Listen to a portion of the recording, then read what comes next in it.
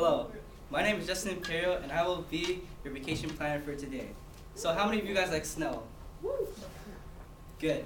All right, and you guys want to either go up there for like a day or go for like a resort, right? Raise your hand. Yeah. That's right. Like California. Well, this is one reason or activity you should go up, and it is snowboarding. Now, I'll be trying to persuade you, if you're a skier, try this. Alright, so you gotta have a little history of the background of snowboarding. So, it began in 1965 by a man named Sherman Popper, and in Muskegon, Michigan. And he actually made this. He was an engineer, and he actually made this by making two skis and tying them together and putting a rope in front of one of the skis so you can maneuver. So it was kind of awkward at first, so you'd have like a sled type of thing, except you're standing. It was also called a snurfer at first. It was like a combination of surfing and a skateboard. So that's why some people still use that word snurfer instead of snowboarding, but it's an old term. And the first organized surfing competition was in Michigan ski resort, and it became an official sport in 1985. Now, in 1977, Jake Burton Carpenter attached special bindings to his board, which revolutionized the snowboarding industry, and he actually is the founder of Burton Snowboards. If you see that logo, that's his, and is one of the biggest snowboarding companies in the world today. The first world snurfing competition was held at Pando Winter Sports Park in Michigan. Now, other companies over time developed all these mechanisms and stuff to like improve the board, and all these are co-founders of that.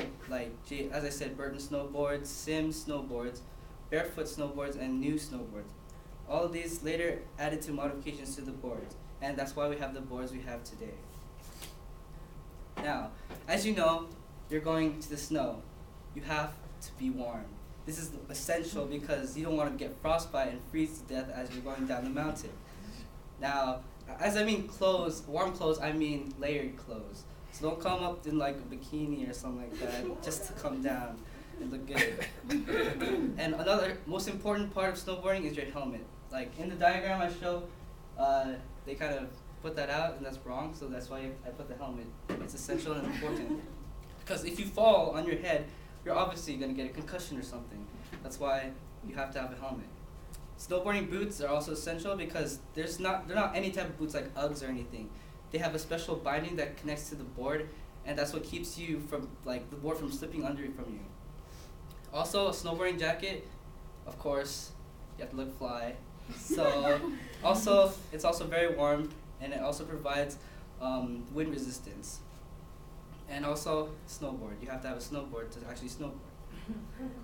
And also goggles, because obviously when you're going down the mountain, if stuff is getting in your eye, you're obviously going to fall and hit yourself or hit somewhere on the snow, and that's going to hurt a lot. Now, you're all thinking, dang, this is going to be very expensive, and this is going to be expensive, of course, if you buy everything.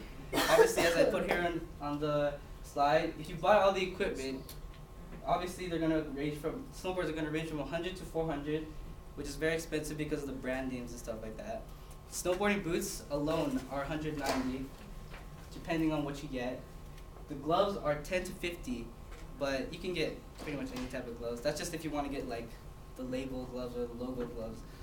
Snowboarding jackets are also very expensive. They're one of the most expensive parts of like going up to the snow. It's because they have, of course, brand names and stuff like that, but they're also very warm and keep you sheltered from wind resistance, all that. So it's going to range from about $150 to $300. Snowboarding pants is also like jackets. They're $100 to $240, and depending on where you go, the lifts are going to be around 25 to 60. I looked this one up, and this is actually Big Bear because it's close to us, and it's more reasonable for us to go there than go like to Utah or to any other place. And lessons, I put 0 because you can just bring a friend who knows how to snowboard. They can teach you. That's way better than actually getting well, actually no, it's not way better, but it's cheaper. And yeah, they range from $100.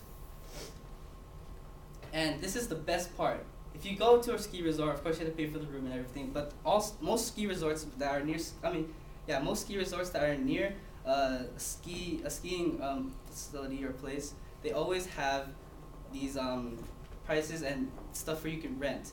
And obviously for the full package, look how much it is. Now, I'm not a mathematician, but that looks way cheaper than how much you would buy for everything else. And if you just wanted to buy like the skis and snowboards, they also provide that too. They have only $25 for that. This is Big Bear. I'm only using Big Bear for this example because it's relevant to us. And the booths are only $15. And as I said, prices of lessons, as I said before, free or better, depending on how you want to go. And then the prices always vary where you go. Now the snowboard. Now this you have to know what the snowboard. You have to know like what the anatomy of the snowboard is. That's why I put a picture up there. The reason why the snowboard is like tilted up, because obviously if you're tilted like this, you're gonna fall off the snowboard. The reason it's like that is easy for you to maneuver around in the snow, make S's and all that, make like look cool and stuff. No, I'm just kidding. No. But also the heel side, of course, is where you put your heels. Like facing towards your heels, and the toe side is where your toes are facing. Also, you see that little like leash. You're like, what is that for? Well, that is actually, you tie it to one of your legs. So if ever one of your bindings on your foot to your snowboard gets loose and it comes off, your snowboard will actually stay on. Your snowboard will actually not just fly out from under you because it's tied to your leg. So you can actually just pull it and it'll be there. And the non-skid pad is actually for when you're going on lifts, and I'll explain that later. But you for that you usually have one foot unlatched and another one that is. So that's why I'll explain that later when we get to that. Now this is the part you probably are gonna want to know. Learning how to snowboard. There are two types of stances for snowboards: regular and goofy. Regular is when your left foot is in front. So on a skateboard or on a snowboard, your left foot will be in front. On goofy, your right foot will be in the front. And learning balance, this is very crucial because if you don't know how to stand, you're not going to go down the mountain, obviously. Edging. This is a basic technique that you kind of have to know to go down the mountain, because if you just go straight down, you're probably going to hit somebody and crash into a tree or something. That's why edging is when you're you don't see those people on the mountains making S's. That's usually those either pro or beginner, but depending on how you do it, it's really just how you maneuver around stuff. Edging that's how you learn it. Skating, as I said before, that's for when you're going on lifts or on those really leveled planes. You have to take off one of your feet that's into the binding, and you have to push like a skateboard. So it's like Lupe Fiasco, click and push. If you didn't get that, it's okay. First descent, you obviously have to first go on a mountain and actually try this stuff. So that's also very scary, but if you don't do it, you're never going to learn or try. You're never going to know how to do it, so you have to try. Stopping.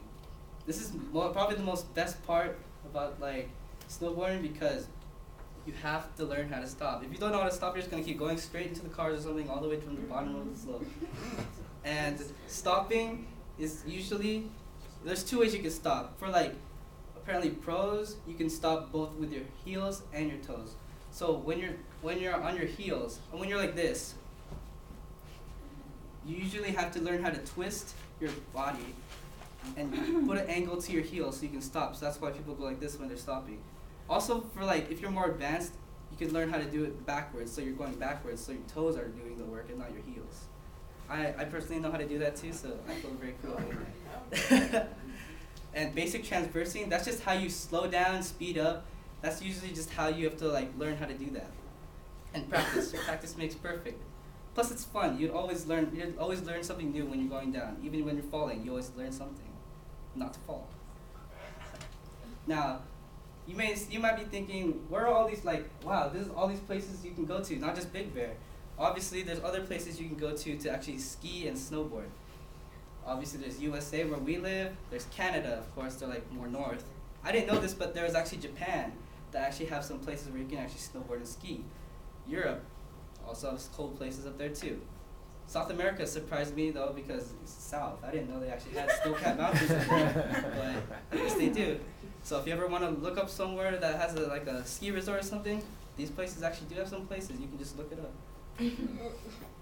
Now, snowboarding versus skiing. How many of you ski, by the way? 2, okay. How many of you snowboard? Nice. Not putting down the skiing, but I would recommend you should try snowboarding. Of course, I say both are very fun and they're very like they're both fun and learning experiences and family activities. Snowboarding, of course, there's some pros and cons to this. For snowboarding, it's a lot easier on the knees because obviously when you're skiing, you have to bend your knees and like it's easy. You're more prone to hurting your knees because like if the ski twists from under you, you can like twist your knee and stuff like that, ankles and stuff like that. Snowboarding, you're all just shifting your weight. It's all about your weight and like distribution. Snowboards plus mountain flats equal exhausting. The reason for this is because skis have poles. They can just, cat daddy over there. But obviously, they just have to push and pull with their poles. For snowboarders, it's kind of difficult because you have to either unbuckle one of your legs and do the skating technique I told you, or you have to either take it out and just walk because it's very exhausting and like you tire out very fast when you're on a snowboard. Snowboards work way better in deeper snow and fluffier snow. That's why I kind of like it because when you're in skis, you obviously sometimes get caught up and your skis get stuck into the softer snow. But for skis are better on bumps and ice. I don't know why, but apparently they are, and I think I've experienced this one time because one time I was on my snowboard, I was going down the hill, and there was an icy patch, and I didn't know that, and I tried to stop on the icy patch, and I totally hit the back of my head. Luckily, helmet. And getting up from snowboard is hard at first, especially when you fall, because if you're a beginner, you obviously have to like try to jump up and push yourself up. But in the long run, I think it's easier because it's faster than having to take off your skis, like getting up and then putting them back on. So it's a technique and a skill you have to learn, but it's doable. Yeah, so I remember the first time I went snowboarding, it was very tiring. I remember I had to take lessons and I kept telling my dad, no, I know how to do it. I skied before. I could learn how to do this without even knowing how to like snowboard. And I tried it for the first time and let me just tell you that doesn't work. It's very tiring. It's a very hard transition from skis to snowboard. That's why the next day I took lessons. And that really improved my snowboarding game. And of course, snowboarding is a lot of fun. It takes a lot of practice. At first, if you don't succeed, try again. And it's a perfect family vacation activity. And that is my speech. Thank you.